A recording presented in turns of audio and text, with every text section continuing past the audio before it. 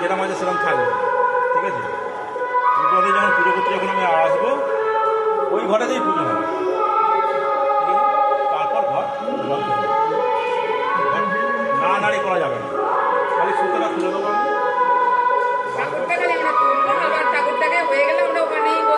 ওখানে বসে থাকবে, কিন্তু ওই কদিন একটুখানি ওই জল বাঁধা দিতে হবে, তো দেবে আর কিন্তু দিতে হবে। আর নাহলে বাড়িতে, হ্যাঁ আমি বাড়িতে চলে যাবো।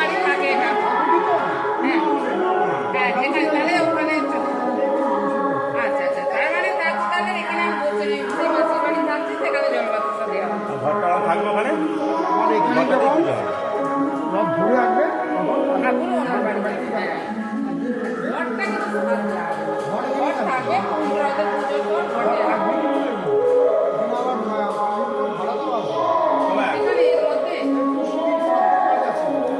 ঘর নাড়িয়ে দিতে হবে।